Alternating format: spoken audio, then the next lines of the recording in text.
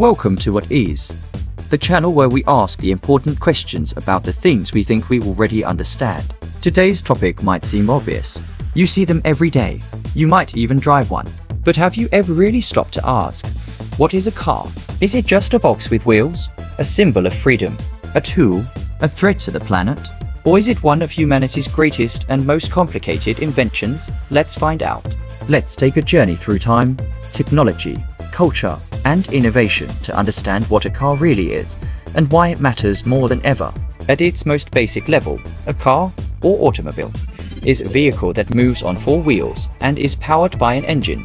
It's used for transporting people or goods from one place to another. But that's just the surface, because underneath that simple definition is a machine so complex, so deeply embedded in our modern way of life, that it's almost invisible in plain sight. A car is more than transportation. It's a piece of history, a marvel of engineering, a reflection of culture, a contributor to climate change, and a centerpiece in the ongoing story of human innovation. So let's start where all good stories start, at the beginning. The history of the car stretches back over 2 centuries. In 1769, a French inventor named Nicolas Joseph Cugnot built a steam-powered tricycle that could move under its own power. It was slow, cumbersome, and impractical, but it moved without a horse. That alone was groundbreaking. Then, in the late 1800s, everything changed. 2 German inventors, Karl Benz and Gottlieb Daimler, working independently, developed some of the first practical gas-powered vehicles.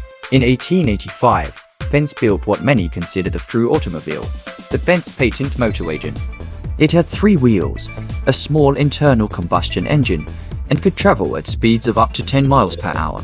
It was Benz's wife, Bertha, who arguably gave the car its first test drive, taking it on a 60-mile journey without telling her husband, fueling up with Legroin at apothecaries along the way. In doing so, she not only proved the car could be useful, she essentially launched the first road trip. But the automobile remained an invention for the elite until the early 20th century, when Henry Ford came along. Ford didn't invent the car. What he did was far more transformative. He made it affordable. Using assembly line techniques, Ford mass-produced the Model T, bringing car ownership within reach of the average person. By the 1920s, America had become a car-driving nation. And as the car spread, so did everything around it. Roads, highways, motels, suburbs, gas stations, and fast food restaurants. Cities sprawled outward instead of upward. The car wasn't just a machine anymore. It was the backbone of modern life. So how does a car actually work? Most traditional cars use an internal combustion engine, a marvel of physics and chemistry. Here's the short version. Air and fuel enter a cylinder. A piston compresses the mixture. A spark ignites it, causing a mini explosion. That explosion forces the piston downward. The piston moves a crankshaft. That motion eventually turns your wheels. That process happens hundreds of times per minute across multiple cylinders. That's the controlled chaos driving you to work, to school, to the store. It's messy, loud, complicated, and astonishingly effective. But the engine is just one part of the puzzle. Cars also have transmissions, which manage how power is sent to the wheels depending on speed and load, suspension systems, which absorb shocks and provide a smoother ride, brakes, which convert motion into heat and bring the vehicle to a stop, or in electric vehicles, sometimes capture energy as they do, steering systems, which let you control direction with surprisingly little effort. Then there's everything else: air conditioning, music, backup cameras, power windows, Bluetooth connectivity, GPS systems, and heated seats. Modern cars are computers on wheels, with dozens of microprocessors controlling everything from your fuel mix to your seatbelt tension. In fact, a luxury car today can contain more lines of code than a commercial jetliner. But a car isn't just mechanical, it's cultural. Cars change how we live. They made it possible to live far from where you work. They let teenagers escape their parents' houses. They made road trips, Sunday drives, and drive-through burgers part of the cultural fabric. Your first car, it's a rite of passage. The car you drive, a statement of status, of taste, of practicality, or rebellion. Movies help shape the myth of the car. Think of the DeLorean in Back to the Future, James Bond's Aston Martin, or the Fast and the Furious franchise, where cars are more than tools. Their personalities. Music followed suit. Songs about Cadillacs and Chevys and Mustang Sally filled the airwaves for decades. The car became part of the identity, especially in America, where the open road became a symbol of personal freedom. In Japan, the car became an art form, finely tuned machines capable of astonishing performance and sleek design. In Europe, precision and luxury were prized. In the US, size and power ruled for decades. Car culture took many forms, from lowrider clubs to street racing, from NASCAR to van life. Wherever you go in the world, the car means something a little different, but it always means something. But what's it like to drive a car around the world? While the basic act of driving is universal, turning a wheel, pressing pedals, watching the road, the rules, customs, and conditions vary dramatically from one country to another.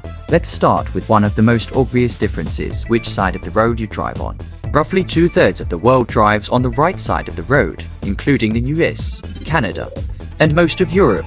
But in the United Kingdom, Japan, India, Australia, and dozens of other countries, cars drive on the left.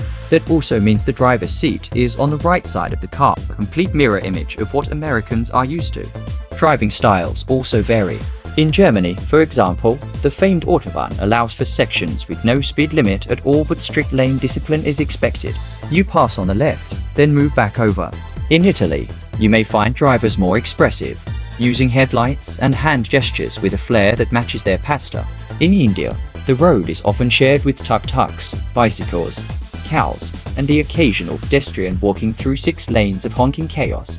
There, the horn isn't aggressive, it's a language. A beep means I'm here. 2 beeps mean I'm going around you. It's more communication than confrontation.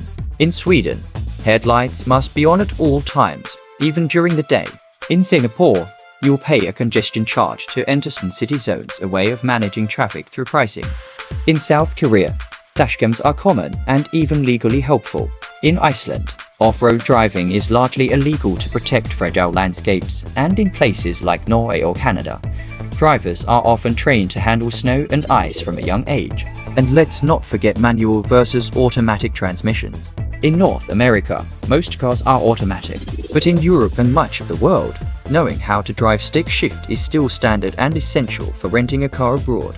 Different nations also require different licenses, insurance types, and age limits. Some countries have graduated licensing systems, where young drivers gain privileges step by step. Others have rigorous theory and hazard tests long before you ever touch the steering wheel. And culturally, the car's role shifts dramatically. In Los Angeles, a car is practically a passport, essential for daily life. In Tokyo, owning a car is expensive and often necessary thanks to an incredible public transit system. In Cuba, old American cars from the 1950s are still on the road, kept alive through ingenuity, spare parts, and love. Even the types of cars popular in each region differ. Small, fuel-efficient hatchbacks dominate in Europe. Pickup trucks rule the roads in the US. In some countries, the luxury sedan is a status symbol. In others, the motorbike reigns supreme. Around the world, driving is both a shared and wildly diverse experience, shaped by history, law, economy, environment, and culture. Of course, with great popularity comes great problems.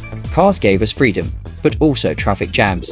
Highways opened up the countryside, but also broke up neighborhoods and displaced communities. The environmental cost has been enormous. Today, transportation accounts for a major share of greenhouse gas emissions, especially in car-heavy countries like the United States. Fossil fuel consumption, air pollution, and noise all come with the territory. Car accidents kill over 1 million people globally each year. That's roughly 1 person every 30 seconds. We've become so dependent on cars that entire cities are designed around them. Suburbs sprawl, public transit shrinks, walkability disappears. In many places, it's impossible to live without a car, even if you want to. So, people started asking, can we make cars cleaner, smarter? Or, do we need fewer cars altogether? Enter the electric car. While electric vehicles, or EVs, have existed in some form since the 1800s, it wasn't until the 21st century that they became truly viable for everyday use. The breakthrough came not from a traditional car company, but from a startup, Tesla. Its electric Roadster and Model S proved that EVs could be fast, stylish, and crucially, not just toys for the rich or environmentally devout. Now, nearly every major automaker is investing heavily in electric, from Ford's F-150 Lightning to Volkswagen's ID series, to startups like Rivian and Lucid Motors. The race is on to go electric. They also open the door to another revolution, autonomy. Self-driving cars are no longer science fiction. Companies like Waymo, Cruise, and Tesla are already deploying autonomous vehicles in test environments, and in some cities, real ones. Even more radically, we may be heading toward a world where car ownership itself fades. So let's ask the question again. What is a car? It's a machine, a rolling contradiction. It gives us freedom. It causes destruction. It connects us. It isolates us. It's a marvel of engineering, a global icon, and a serious environmental challenge. As we look toward the future, whether it's electric, autonomous, or something we haven't imagined yet, the car remains at the center of a larger story. Thanks for watching What Is. If you learned something new, give us a like, leave a comment, and hit that subscribe button. And keep asking questions, especially the ones that seem too obvious to ask.